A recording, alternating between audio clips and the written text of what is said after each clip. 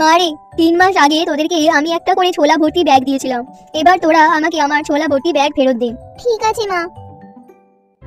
টুনির বড় মেয়ে মিষ্টির মনে পড়লো সে তার ছোলা ভর্তি ব্যাগ গাছের কুটুরির ভেতর রেখেছিল, আর সেটাকে সে কিছু বন জঙ্গল দিয়ে আড়াল করে রেখেছিল। সে তখনই ছুটে গেল আর সেই বন জঙ্গল সরিয়ে তার ছোলা ভর্তি ব্যাগটিকে গাছের কুটুরি থেকে বের করে আনলো। তারপর সে যখন সেই ব্যাগটিকে খুললো, সে দেখলো সব ছোলা পিঁপড়ে খেয়ে ফেলেছে আর ছোলাগুলি নষ্ট হয়ে গেছে। এ বাবা, সব ছোলা পিঁপড়েরা খেয়ে ফেলেছে।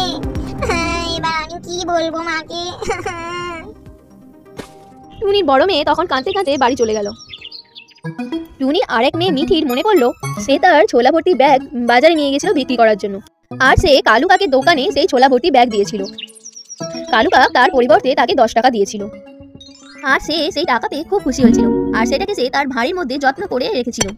এসব কথা মনে পড়তেই মিঠি ছুটে গেল তার ঘরের দিকে, আর সে তার ভাঁটি থেকে 10 টাকা বের করে নিল, আর সে সেই টাকা নিয়ে বাজারে গেল এক ব্যাগ ছোলা কিনতে। সে কালু কাকের দোকানে গেল আর কালু কাককে 10 টাকা দিল আর বলল, কালু কাকু আমাকে এক ব্যাগ ছোলা দিন। তোমার এই 10 টাকা দিয়ে এক ব্যাগ ছোলা হবে না, এক ব্যাগ ছোলা কিনতে 20 টাকা লাগবে। টুনি তখন তার তৃতীয় মেয়ে টুকির কাছে তার এক ব্যাগ ছোলা ফেরত চাইল।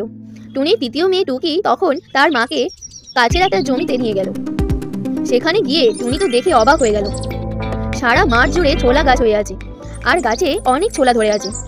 মা মা, তুমি আমাকে যেই এক ব্যাগ ছোলা দিয়েছিলে আমি সেগুলোই এখানে পুঁতে দিয়েছিলাম, আর সেগুলোই এখন গাছ হয়ে গেছে।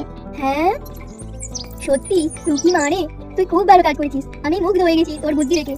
তোকে আমি একটা ব্যাগ ছোলা দিয়েছিলাম, কিন্তু তুই সেই এক ব্যাগ থেকে 100টা ব্যাগে পরিণত করেছিস। সত্যি টুকি, তোর বুদ্ধি দেখে আমি খুবই গর্বিত। টুনি খুব খুশি হলো, সে বুঝতে পারলো তার তৃতীয় মেয়ে টুকি খুবই বুদ্ধিমান, তাই সে ঠিক করলো তার সমস্ত সম্পত্তি আর পরিবারের দেখাশোনা করার দায়িত্ব সে টুকিকেই দেবে।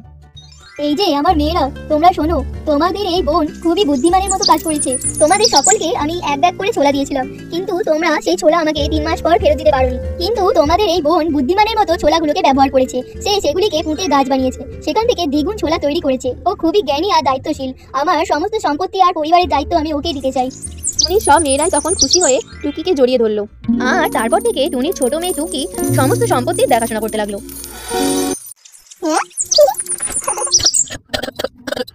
আর সে তার পরিবারের প্রত্যেক সদস্যদের প্রতি দায়িত্ব কর্তব্য যত্ন সহকারে করতে লাগলো। ধন্যবাদ।